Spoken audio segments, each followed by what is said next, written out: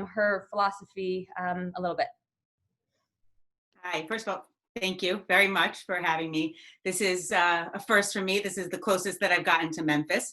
So this is really nice, and it's definitely Rena.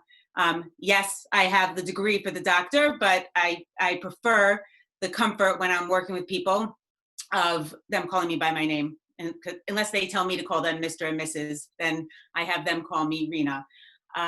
Just to let you know, my door is, in terms of Atara talking about confidentiality, my door is open because I am in my office, which is an empty building. And I've been using it for different therapy sessions, Zoom sessions, and I forgot that no one else is using it. So I came in today and it was 80 degrees. So I'm leaving my door open just so the air kind of comes through. There is no one else in the building. The building is locked up. No one can hear anything other than people on the screen. Okay, so I'm gonna start. And I do want to tell you a little bit about Gottman before I begin. So I have been working with the Gottman Method, which is a research-based method, since 2005. And I was certified in 2013. I love this training. I love this way of work. The skills and tools I'm going to speak to you about really can be, and I have practiced their use with anyone that you ever come across. Tonight we're talking about with our husbands, but you can use them with siblings, with parents, with children, with a stranger on the street. A lot of the skills of communication are really just skills that, how do we speak so that we're heard, validated, understood? And I'm going to get into that in detail. So I really just wanted you to know that, as Atara said, I'm going to be referencing a lot of most of my stuff is going to be referencing the Gottman work with a little bit of me put in. And we'll go through the questions, and hopefully we will have some time. And if Atara takes a little bit of time to get you those books, that's my fault, because she asked me about a week ago for some books that I'd recommend, and I forgot. So just put it on me. Okay, so I'm ready to start when you are. I can't hear you. So currently the chat is not enabled. If you would like to, if you have any questions, then you could send them to yoetzet@baronhirsch.org. Hopefully all of you have that email address. It's on the website, or you could also text it to Emily. But for right now, we've disabled the chat. But if you have any questions then that you'd like to share at the end, then we're going to do that. So the first question that we have is as follows. It's been really hard for my husband and me to find time to connect. With us both working from home, Corona stress, and running a school at home, right? We're all like the head of school in our own homes. With school ending, school just ended in Memphis. Summer plans are up in the air. Who knows what's going on? Is the JCC opening? Is it not opening? I'm nervous that we're going to have even less time, even less headspace to connect. Even though we're around each other, we're physically around each other so much, I really feel distant from my husband. Any suggestions to help me? Okay.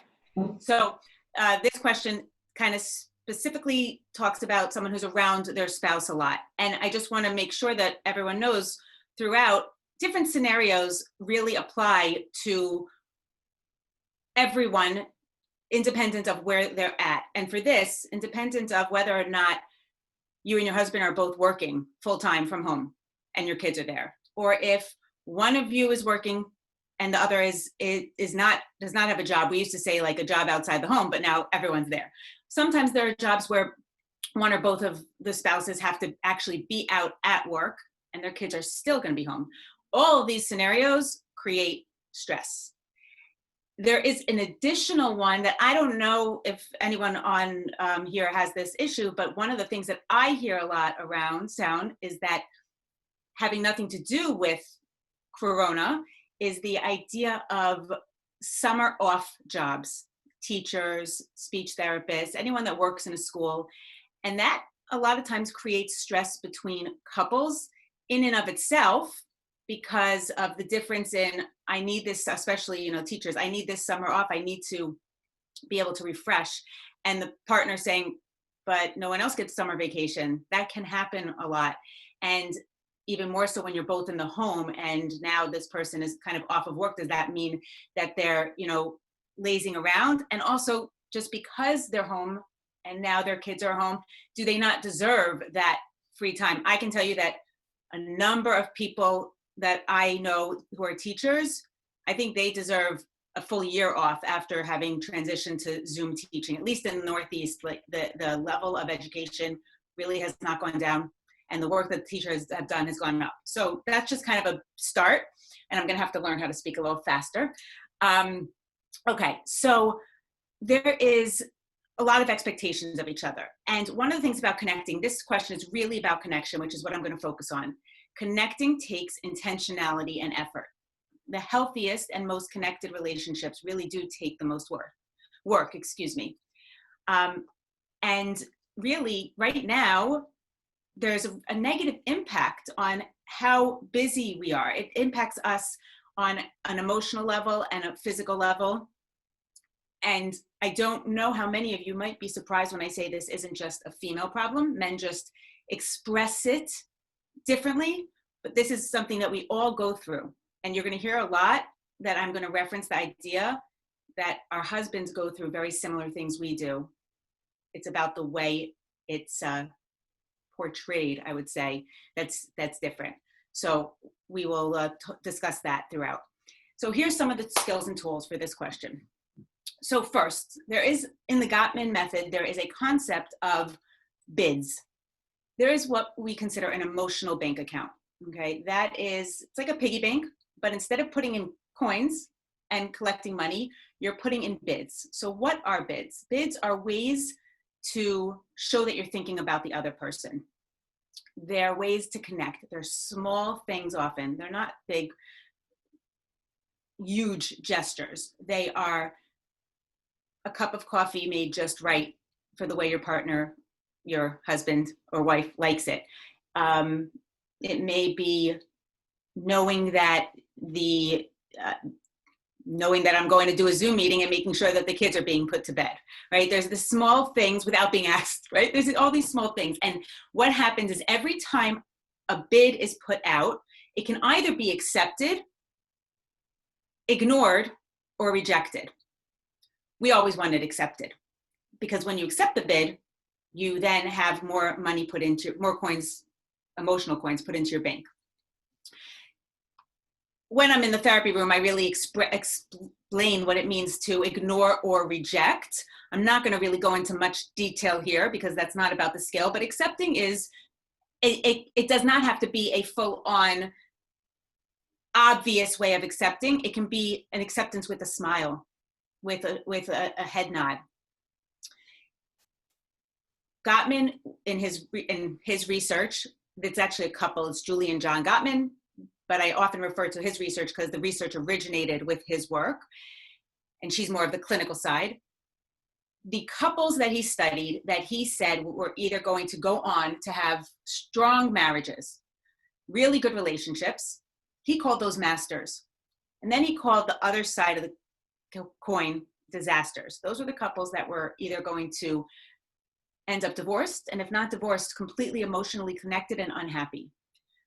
So one of the things that he found was, for bids, the couples who are masters were shown to turn towards bids 86% of the time. The couples that were disasters were shown to turn towards 33% of the time. So there's a huge difference there. So these bids, again, I'm going to give you some rituals of connection, but these bids are really just little pieces. And I know unfortunately I'm giving you just a taste of things, but they're really just small gestures of affection or attention, calling your husband's name when he's in the other room and say, oh, listen to this newscast, or look at this article, and him saying, okay, definitely, or you know what, I'm in the middle of something, but save it for me, right? Those are gestures of acceptance, of attention. A joke that between the two of you and you laughing, even if it's humor that only you would laugh at, right? Affection is a touch. So those are bids, and the more you accept, the bigger the bank gets, and you save money for rainy days. You save money because they were not always able to make bids. Probably at the beginning of this entire change in our lives, it was probably harder for couples to make bids, even if they were used to them. because of stressors, because of the extra busyness and trying to figure everything out, you just couldn't do it. You didn't have enough time to necessarily think of your husband, or him think of you, or think of the couple as a relationship. So as long as you had a strong bank account, you weren't going to deplete much. If you were very low in your bank account, then you might have depleted enough to go into the red, and then it gets really hard to get back out. So that's sort of why we want to keep the bank account high. I want to move on now and discuss with you what I just mentioned before, rituals of connection. So rituals of connection are structured events or routines that each of you enjoy and depend on, okay? They both reflect and reinforce your sense of togetherness. So for example, it could be celebrations, recreation, like date nights, dinner at home, getaways, things like that. Communication, everyday rituals or routines, and intimacy. I want to focus on a few of them. So first, if we talk about recreation, every day it's really good to have what I call a check-in. And that's about a 5 to 10 minute conversation sometime during your day to see how the other's day is going. Really, the optimal is to do it face-to-face. There's a lot more that we get when we are feeling the other person's energy and in their personal space. Sometimes it's not possible. Schedule-wise, it's not possible. So the next best would be a video conference, a FaceTime, because then you're at least getting something. After that, it can be a phone call if that is also not possible. And the last option is texting. I'm not a huge fan of texting, and I know that it's necessary, and I text. However, a lot gets lost in the communication between texts, and so you're also not gaining as much. That being said, if that's all that you can do, still do that. Check in, ask what's going on, see what's happening. And again, 5 to 10 minutes. If you only have 4, good enough. Okay, so then there's also weekly dates. So at this time, I don't know if I would say weekly. That's always been the recommendation of spending time with your husband and wife on a weekly basis for a good hour and a half to 2 hours, where it's just about you. No phones, no children, nothing. It's not so possible now. Even when it was prior to all this, most of my clients did not do that on a weekly basis. The ones that did always benefited, but they didn't. So I actually suggest now maybe every other week. I don't suggest waiting more than that, because it really is important. It's important to have a time, and I limit the time, or I reduce it, I should say, to at least 30 minutes. A time where your kids are not a factor. If it's not at night, let it be a time when they're on electronics, kind of giving yourself a pass to let them do electronics more, and this is not that talk, but more than they would otherwise, because you're having a strong relationship is essential to the home being stable, obviously, and then the kids being comfortable. And so they actually need this. It's not really just for you. A lot of people say to me, isn't that selfish? And I actually see it as the complete opposite. I think that you're selfless when you're giving this time, you're gaining from it, but your children are also, you're also giving them amazing examples of what to do and role model for how they should be in their marriages. I think I said this already, but if I didn't and it's not clear, put away all devices. Everything should be shut down, closed, whatever it is, put it away. That's the only way to really focus. Then we move on to what I call leave taking. Leave taking is, how do you leave in the morning, or how do you say goodbye? If you're seeing each other in person, a ritual around that. Maybe it's a ritual of, even if you're in other rooms, rather than calling out, you make sure to be in the same room and to make eye contact and just say, have a good day. Maybe it's not. Maybe that's too much, and it's just before whoever's walking out the door, they call the other's name and say, have a good day, love you. Okay. Maybe it's that they don't see each other in the morning because one leaves super early. You have a text. So the one who's home wakes up to a text saying, good morning, have a good day. One of the important pieces of leave taking also, I kind of add this in sometimes, is telling your husband and him telling you one thing about your day, one thing that's going to happen, whether it's a phone call with a doctor you're going to have, or something that's going to go on with the kids in school, or a meeting he's going to have, just one thing that's on your agenda. Okay. There's two more rituals of connection that I want to talk about, and those are a little bit repetitious to this, but different times of the day.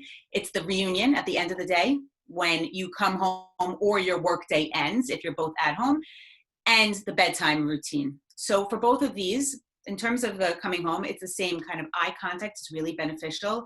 It's unbelievable what eye contact can do for conversation and even small statements. And for bedtime routine, I recommend people going to bed at the same time, and most people don't. What I suggest is one thing you can try to incorporate is maybe some sort of routine around the schedule of the first person who's going to bed. Maybe it could be that if the other one is up, whether it's doing work or in a meeting, learning or reading, watching TV, whatever it is they're doing, maybe stop for 10 minutes when the other person is going into bed and just go into the bedroom and talk and just kind of be together, even if it's just to say, oh my God, I'm so tired. I'm going to close my eyes and talk with your eyes shut.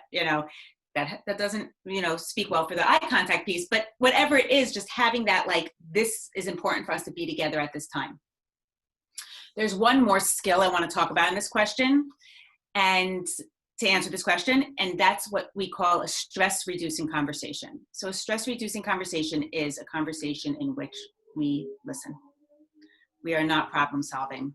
We are not trying to give unsolicited advice. Very quickly, for you to know that research has shown I don't believe it was Gottman's research, but it was a colleague of his, that when he checked on his couples who had succeeded in his couples therapy, I forgot the name of the therapist, I'm sorry. He said that after 6 months, the couples who were strong, the one thing that they all had in common that they continued to do was to do a stress-reducing conversation on a nightly basis.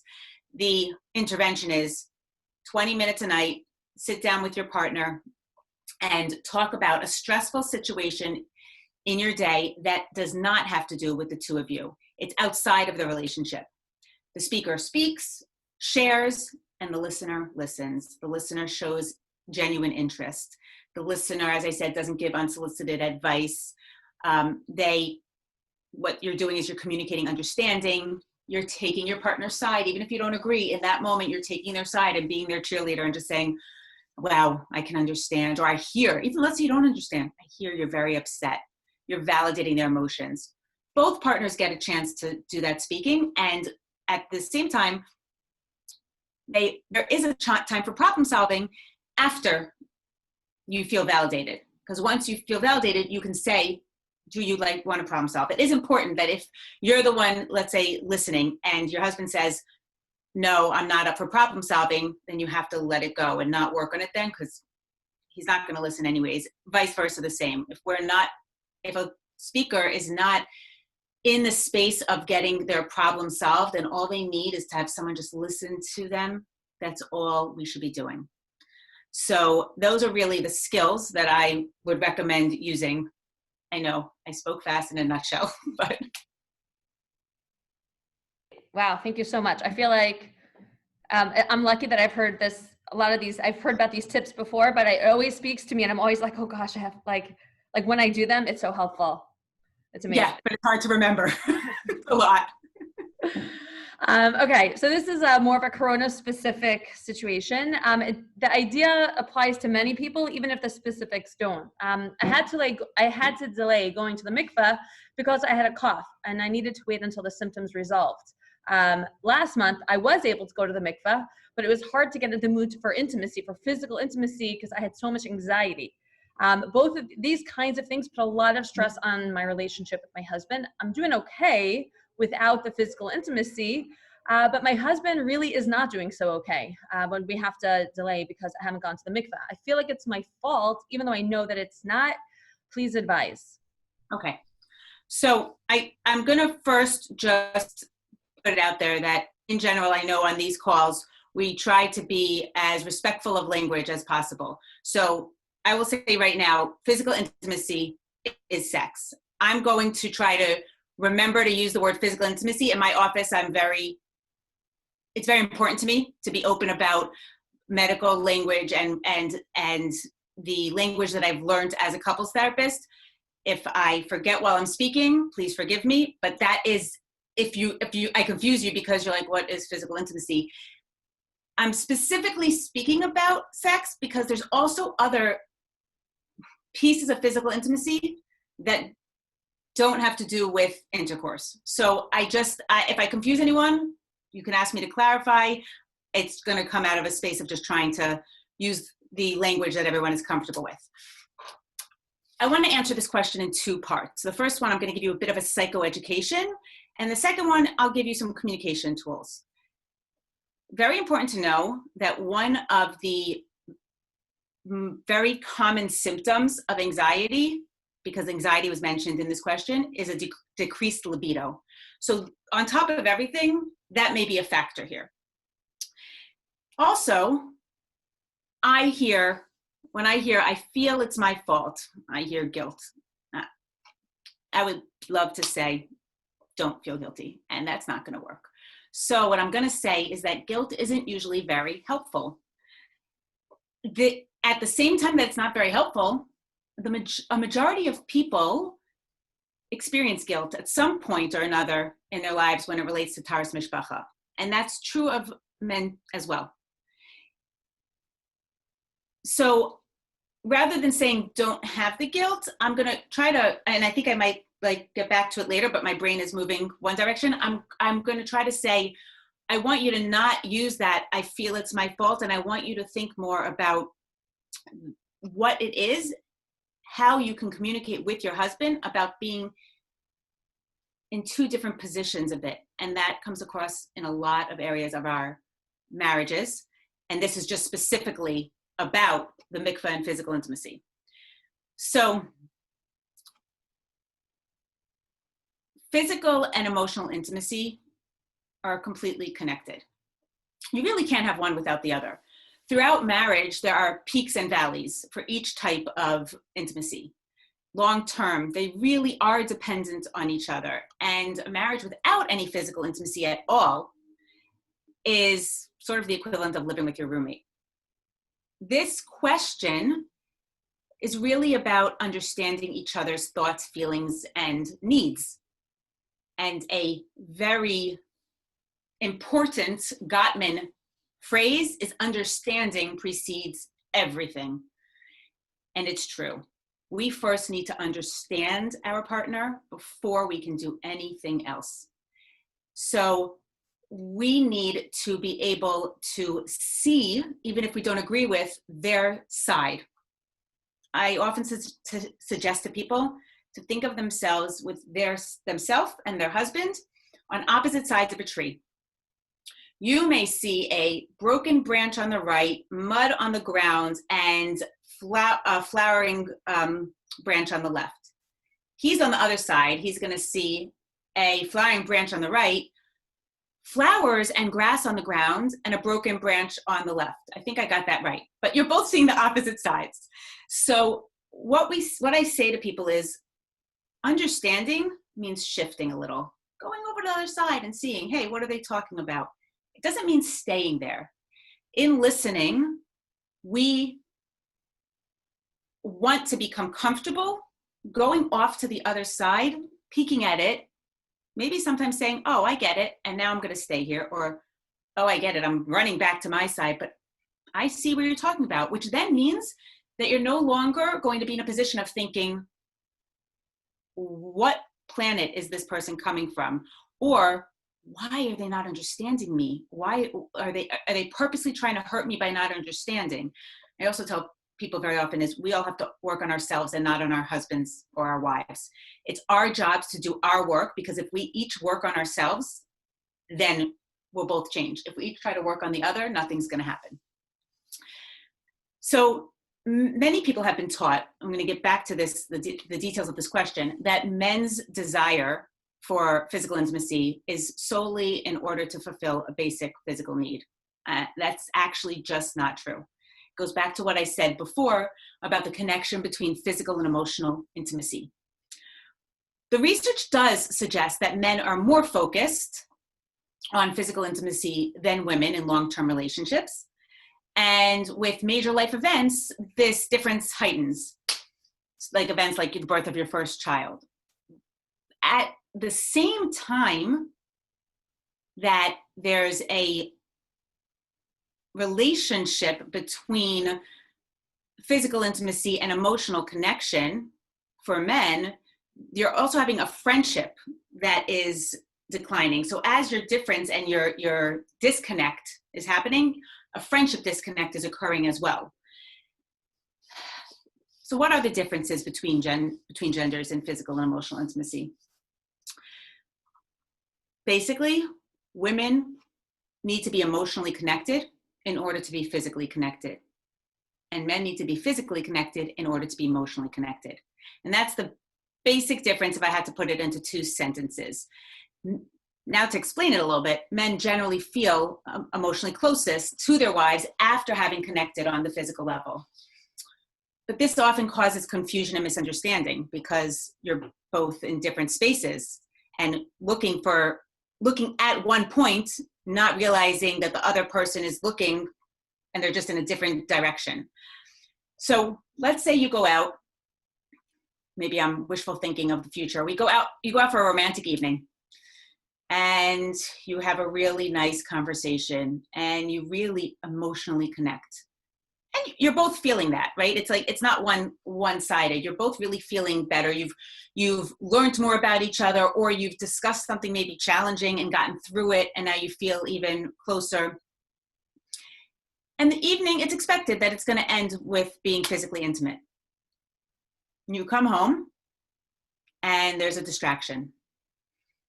For some, it may be a baby crying.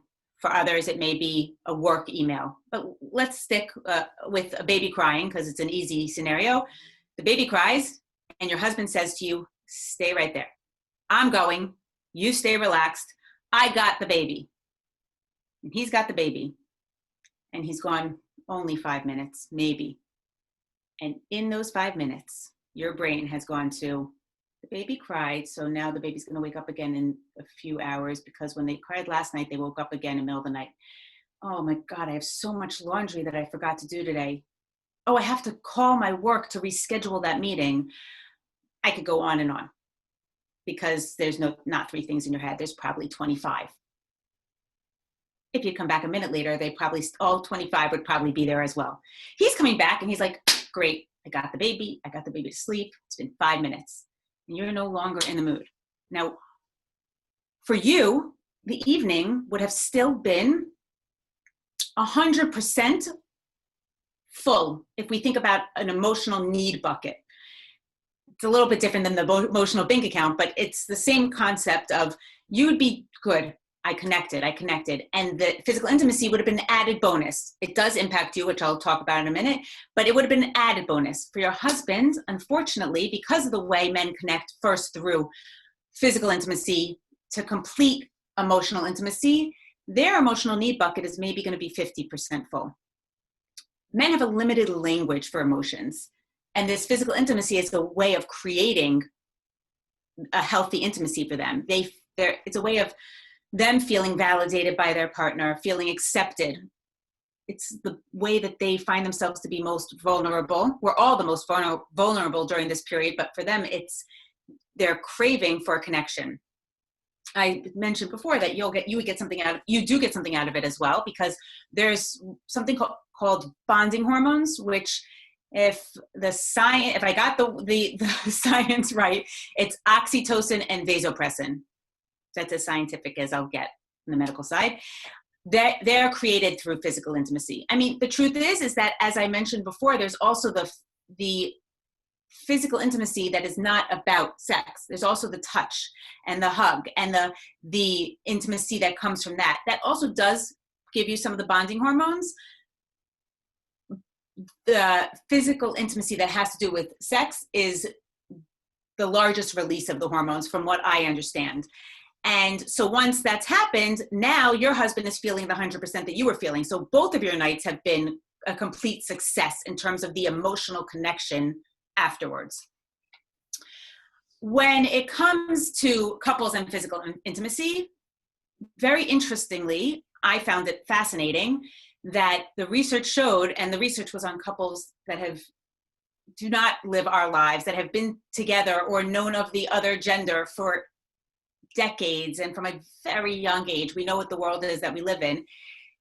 The biggest challenge is the ability to talk about intimacy. And that's for not just those of us that were raised with, shh, don't talk about it. It's for everyone. It was unbelievable the first time I heard that.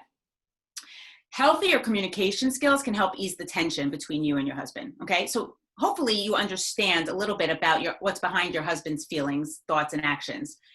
So while you might not, with the mikvah situation, you might not be able to show him what you feel physically and how much you love him and how much you care for him, right? I just told you that that's what he needs in order to feel loved and cared for and desired, which is also true. You can still tell him through words. That's a good way to tell him. It kind of goes back a little bit. I said I'd get back to the guilt. When we feel guilty very often, we tend to just ignore it because we don't like the feeling. So we want it to go away, but it doesn't go away. It happens to be, men tend to do this more than women.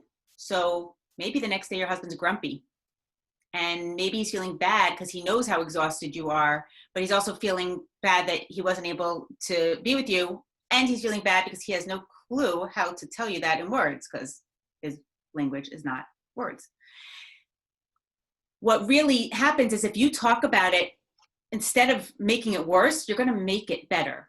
But how do you talk about it? Whether or not it's a situation, we discussed, if I believe the question was about not being able to go to the mikvah, then being able to, but I'm just feeling anxious about it. So if it's a question of not being able to go to mikvah at all, then tell him that you miss him.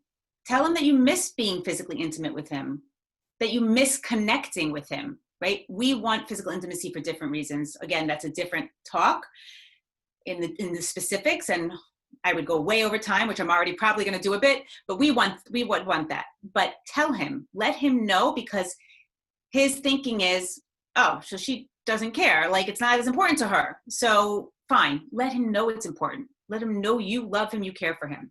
In a scenario where you have gone to the mikvah, but you're anxious, then just reassure him it's not about him. Depersonalize that no, that rejection, so that he can understand that this is about your anxiety. And if you could only get past it, right? He needs to hear that this matters to you as well, because he might be feeling alone in this loneliness and a little uncared for, and hearing that you're upset, bothered, sad, it creates a sense of solidarity in the challenge. But a couple of more important points. I promise only a few. I think it's two, which is a couple. Before we get to the next question, is that rejection. I want you to understand that men have a hypersensitivity to rejection, where you might not feel like you're rejecting because maybe you've said no because you were sick. They may still feel rejected even if they understand that you're sick. And that's because what is happening is, it's the same way when you want to sit down and talk with your husband and maybe he's sick and he can't sit and talk with you. You're going to feel a little bit rejected there because you're not getting what you need. He's not getting that same emotional experience that he needs as well. And being able to understand that it's tough for him. There is one more piece I really want to talk about, but I'm going to leave it, other than to say there are situations where women tend to not even accept, like they hold back, they pull away from, or they hold back on giving physical touch, like a hug or a kiss, because they're afraid of having to reject their husband for more. And I'm letting you know that often the husbands will say, but we don't even hug or kiss anymore. And they want that even if it's without the other. So communication and talk about how you can do that in a situation in which he won't make an assumption and you won't then have to feel bad for telling him, no, I'm not in the mood. And you can still be connecting. Trying to find a way for that is really important. Wow. Thank you so much. I feel like I was actually taking notes for myself. Thank you. I just want to throw out there that in case anybody does have any questions, then you could text me. You could email me at atara@baronhirsch.org, ATARA at Baron, BARON, HIRSCH.org, if anybody has a question, and we'll share it after this. We'll have maybe 2 minutes, 3 minutes for questions. Okay, the next question actually is something that it's something that has come up in every conversation that I talked about with with friends and with even my students in different ways, not just in Yoetzet. I feel like this is something that really applies to so many aspects of our lives, regardless of what you're up to relationship-wise. During Corona, my husband and I argue more than we used to, even when one of us is just trying to have a conversation, solve some sort of minor issue. Our discussions just get stuck. We're not able to move forward. We get nowhere. It's gotten worse recently because as things start to open up, my husband and I have different ideas about what we feel comfortable doing safety-wise, health-wise.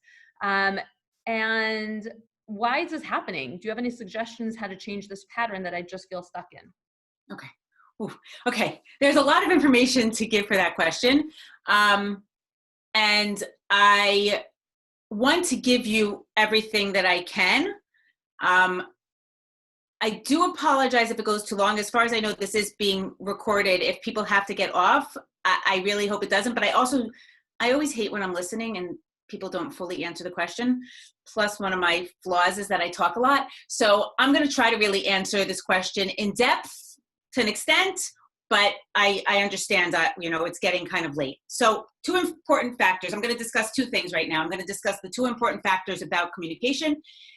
I'm going to try to rush through that, and then I'm going to get to conflict styles and what we should stay away from, okay? So 2 important factors about communication. There's process and content. Process is how do we communicate, right? The skills. The content is what we're fighting about. So Gottman has shown that there are 2 types of communication. There are solvable problems, and there are perpetual problems. Solvable problems are 31% of the problems in relationships, of the fights you have, and perpetual are 69%. So how do you deal with a solvable problem? First of all, most solvable problems, they very often have to deal with finances, in-laws, recreation, raising children, household chores, work-family balance, big one, religion, intimacy, and it's a lot of issues for this, like 31%. So what are the 5 steps that you do to work through? Soften startup. You start the conversation in a soft way. What does that mean? Rather than starting a conversation with, you always, you never, I can't believe you did this, why can't you? A criticism or an attack. Start with a formula of describe the situation you're upset about, talk about your own feelings, and talk about your own needs. The feelings are, I feel, and you give a feeling. You don't say, I feel that. You say, I feel that, or I feel like you're about to criticize your husband. So you say a feeling. I feel sad. I feel angry. I feel ignored. I feel frustrated. I mean, I can go on. I think I have a list of like 180 feelings. They are a little bit repetitious in different ways, but I believe I have that. And then you talk about a need. Now you talk about a need, not a I don't need. So quick little example. Socks left on the floor again and again and again. And you had a conversation about it 2 weeks ago. And it was okay. And you've had conversations 2 weeks before that and a month before that. But it was okay. And your husband did it for a few days. You come in and the socks are on the floor again. So typically we would say, why don't you put your socks away? Or, we just talked about this. You could do it for 2 days and then you can't remember. 100% attacking. But behind an attack is a need that's not being met. So instead, formula. Okay, when I came in the room today and I saw the socks were on the floor, I felt not cared for, ignored, frustrated. I need. So not I need you to not leave your socks on the floor. That's the way most of our brains start with. Our brains think of the I need not as opposed to what I do need. I need you to look around the room before you run out and just make sure that the socks are off the floor. I need you to remember how important this is to me, even though I know it's a mishigas, but it's really important to me. Okay? The difference there, and we're going to get into that, and that's the second part of what I want to talk about. The difference there is going to be he's not going to feel defensive. Okay? So when you're starting a conversation about a problem, that's the startup. Repair. Repair is the area of relationships that create strong, healthy marriages. It is not about not fighting. We all fight. And if anyone says, I don't fight, they're usually not being honest. That's my experience. We all fight. I actually think fighting is really amazing and healthy. It's about wanting to learn about your partner and yourself from the fight and how you do it. The repairs are the important thing. And those are what shows the difference between the masters and disasters. It's how you put the brakes on a conversation where you weren't intending to fight and you kind of don't know why it started.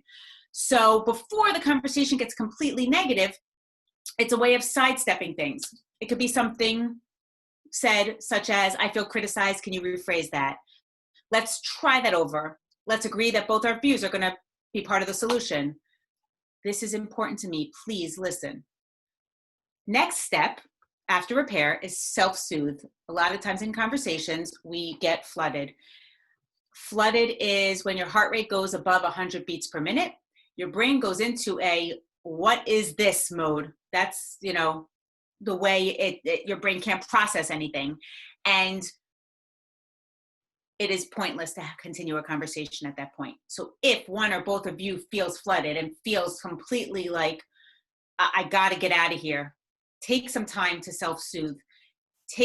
We say that you need at least 20 minutes to step away from the conversation, regroup. Do not think about the conversation and all the things your husband said wrong, and he shouldn't think all the things you said wrong. Just do something else. Maybe take a bath, read a book, exercise, call a friend, listen to music, go answer some work emails if that is something that's helpful to you. Do something else. Next step is compromise. Compromise is the idea that we should each have one small, inflexible area. We actually call it compromise ovals that we're stuck on. This must happen, right? And my kids must be occupied for 2 hours a day, 3 days a week this summer, no matter what. And then everything else around that is flexible. What hours of the day, what days of the week, how they're occupied. And when we're trying to come to a solution and a solvable problem, we both want to have just one inflexible and the rest flexible so that we can work with each other to try to see where we're not really on opposite pages. The last step is to be tolerant of each other's faults and keep in mind that you have them also. Okay, so that's the last step. Then we get to perpetual problems. Perpetual problems are the 69%. They are with you at Mea Esrim. Sorry. They are the things that you're not going to solve. When I first started doing this work, however many years ago, I didn't know how I was going to tell my clients. Every time I started, I was like, what am I going to say? But now I actually feel comforted by the fact that they're the problems we're going to not solve, but we're going to figure out how to move ourselves from gridlock, from being stuck in those problems, kind of where you feel, you're gridlocked when you're feeling criticized or misunderstood or betrayed or disrespected, frustrated. You feel like you're hitting your head against the wall. Those are usually gridlocked problems. And what you want to do is not solve them because you can't. You want to open up the dialogue. These are the big, heavy issues that can lead to loneliness and distance. So where do these come from? It's really fundamental differences in your personalities or in your needs, those that are basic to defining who you are as a person. So sometimes the topics I mentioned earlier can actually be a perpetual problem for a specific couple, right? It might not be as simple as figuring out how to solve how we're going to pay for something, but it really might be about something from a childhood when it came to spending and saving money and becoming a part of who you are. So you open up the dialogue. You go back to that, what I said earlier about understanding precedes everything. You understand where your partner is coming from. You listen to them. You both take a chance, and again, take chances speaking.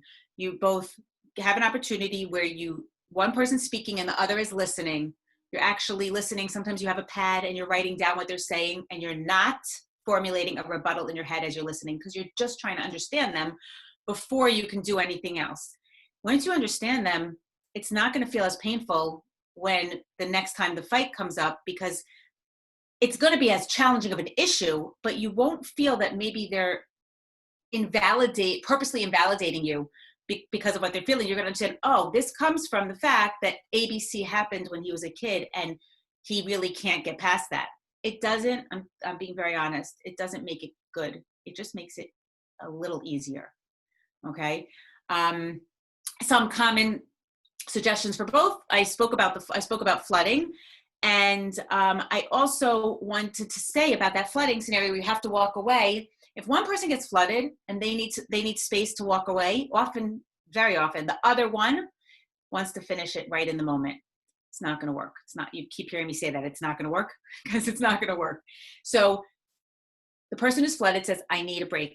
They walk away. So even though we were talking about flooded and a solvable problem, we get flooded all the time in different areas. So you walk away from the conversation, even if it's a perpetual problem. You say, I'm going to be back. Minimum 20 minutes, maximum 24 hours. And you give it time that you're going to return to the conversation. And then the person who walked away returns. They need to come back in and start the conversation. If you don't, then your partner who let you go, their brain won't ever let you go again, because they don't believe that you're going to come back. So why should they let you go? They'd rather fight now and at least get something out of the now, even though they're not getting anything, than let you go and come back. Okay. One more piece is we have it, before I get to the conflict specifically, is we have something called an aftermath of a fight intervention. You have a fight, you have a regrettable incident, and you go through 5 different steps, including talking about what each person was feeling, what they were thinking, what their triggers were, what was their subjective reality, each side of the tree. What I want to focus on here is just the last question, the last step. I love it. So even when I don't teach the intervention, I tell people to do this. When you're busy repairing and you're fixing and everything is getting better, one of the best things you can do is at the end say to your husband, here's what I'm going to try to do differently the next time we come to this. And here's what I would like you to try to do differently. And then say to him, can you tell me the same? What would you like? What do you think you can do differently? And what would you like me to do differently? I always suggest starting with ourselves first and what we're going to do, because it brings down people's defensive walls. If we say, why don't you tell me what you're going to do differently first, then they're going to think like, well, that was all about me.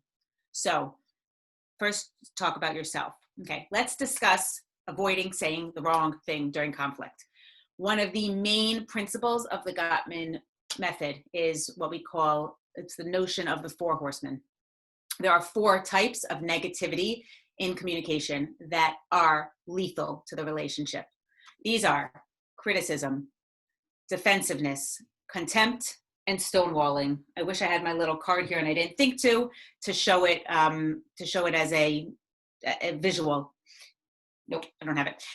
So I want to tell you about the antidotes to these, and want to point out that there's a 5-to-1 ratio during conflict of, for every, I'm going to go 1 to 5, for every 1 negative interaction, style, or comment, 5 to bring it back to the point where it could potentially be a successful conversation. That's a large amount. So keep that in mind. It might be motivating not to do anything negative.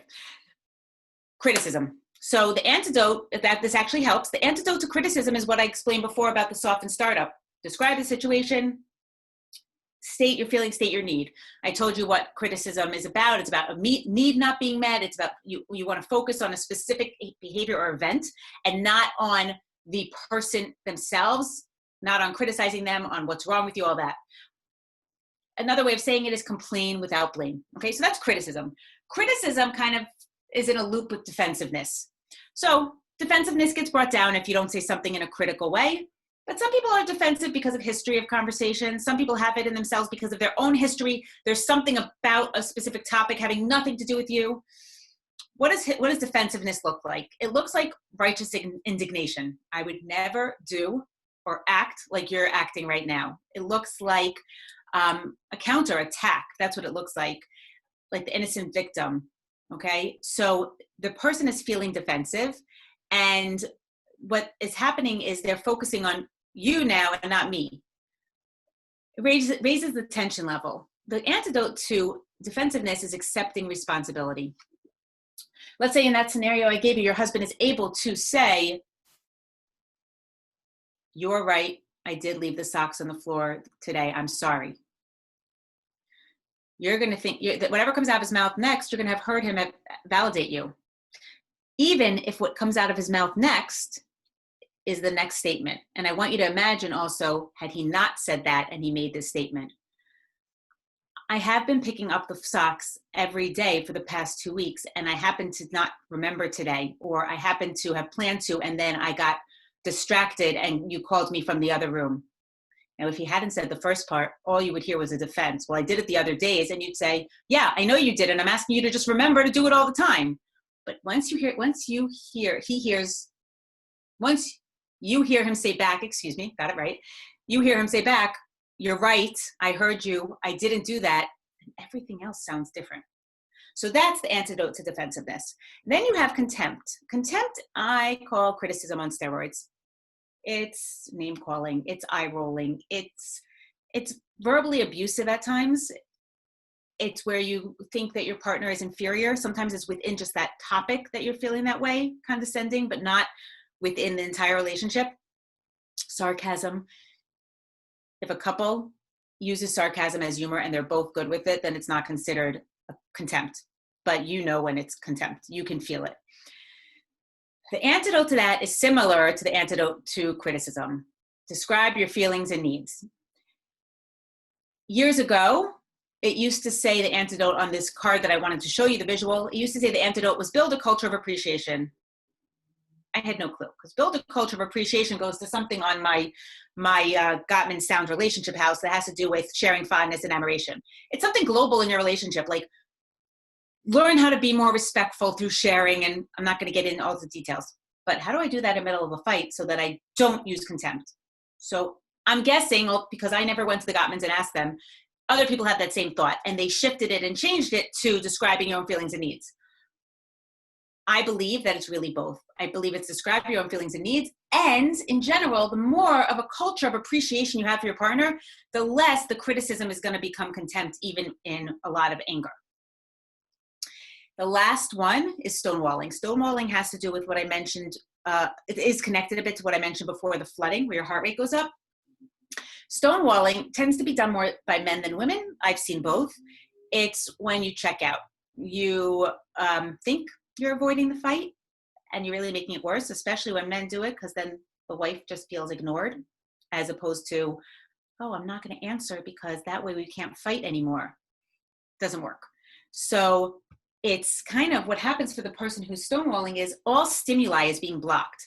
In my room, like there's no head nods, there's no eye contact anymore. In my room, very often, the wife will be talking and I'm watching both, and then all of a sudden I'll see the husband checked out, and the wife will not even notice it, not because she's not being aware and sensitive, but because she's in the middle of talking and her brain doesn't even catch. He's still kind of in that space. And very often what's happened is that he's flooded. So we discuss physiological self-soothing, some of those pieces I said about relaxing yourself. I think I got through everything I wanted to on that question. I know I went definitely over time, so I'm sorry about that. And I'm sorry for speaking fast. All right. Wow. There's so much to unpack. I will say that there's really so much. I'm going to send out, I'll put on the Facebook page, I think some of these resources, because I think that just in my experience, like I've learned about these techniques again and again and again. And I feel like if right now you're feeling overwhelmed because Rena just gave us like literally 4 books worth of information in an hour, which I really got to tell you, it is. The more that you listen to these ideas, the more that you process these ideas, the more helpful they are. I don't think we really have time. If anybody wants to check out, like I think that we're done with the official thing. I want to throw one thing out. I got a couple of different questions. I will tell you that the one thing that came up from a couple of different people is that there's a particular, I think really connects to this last scenario we're discussing, is that it's not true across the board, but there are a fair number of women who have been working outside the home and now are home and their husbands are still going out. They're working or have started working or going to be working or continually have been working. And it's very challenging. I will speak for myself. Like my husband comes into work every day and I'm home and I'm working and I'm with the kids, and I've never been a stay-at-home mom in my life, or work from home mom, and it really kind of takes away part of my identity, and it exacerbates some of those conflicts of just throw that out. I wonder if there's one or two words you could address that with, because that came up from really a few different people, and I've heard it. So I mean, it's such a huge issue. I mean, I'm amazed that our goal in life from Hashem is to be couples, because we're created to be couples, but we're also created to be completely defended and not want to be vulnerable with someone and not want to talk. And we have to learn all these skills and work really hard. And there's so many ways in which that question can be, so many pieces of information that can be given for that. Because there's a lot, I think it does come down to, there's a lot of misunderstanding of, maybe misunderstanding, but at times lack of knowledge, lack of education of what it means to the person who's in a different position, right? So for you, let's say, Atara, the example of being able to talk to your husband, of not when it comes to, I want to tell you something so you can change, but I want to talk to you and tell you about how it's been for me, that my identity loss, the challenges of wanting to do my job the way I've always wanted to do it, the challenge of, loving my children, but not wanting to be a teacher. Like that was not what I signed up for. I didn't sign up for being with them all the time, and jealousy of you being able to leave. You'd be surprised when a conversation opens, and if you start with yourself and you talk about yourself and you reiterate and make sure that you're not, this conversation is not, we have to reiterate a lot in conversations. It's not about blaming the other person or finding them at fault or saying they're getting something that they're choosing to get. Sometimes it is a choice, but a lot of times it's just the way it pans out. It also, you might be surprised, your husband might come to you with like, I sort of feel guilty that I'm going out all the time. I feel guilty that you're the one home and you're still working so hard and the kids are there. And yeah, I like that I'm getting out because I get to breathe a little, and that is good, but I feel bad about this. And you're being able to both share somehow, and this has nothing to do with Corona, somehow there's often a competition between husbands and wives. It's not spoken. It's really not, but there's a competition of whose role is more challenging in life. And the reason I say it's not spoken is because I believe that even in strong relationships, and many wouldn't even acknowledge if I ask them straight out that that's happening, but it's there sometimes. In the strong relationships, it's just small, it's less intense, but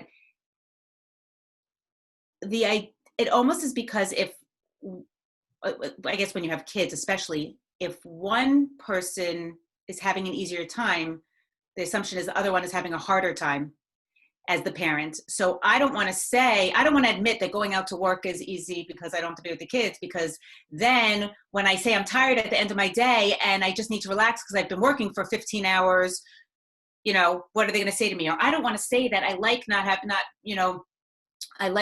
being home because I have these, I have this ability to do X, Y, and Z, but then it's going to negate my challenge of my work.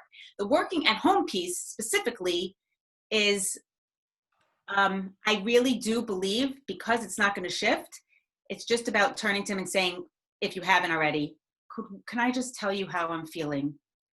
Like as if I was talking to a friend. Can I just let you know? I really am not, maybe other conversations I am asking for something to change, but right now I'm really just want you to understand that this is really hard for me. I do believe that if people try that, it will shift something, because I believe that your husbands are going to be more understanding than you might think would happen. And that's a quick answer. Okay, I'm actually going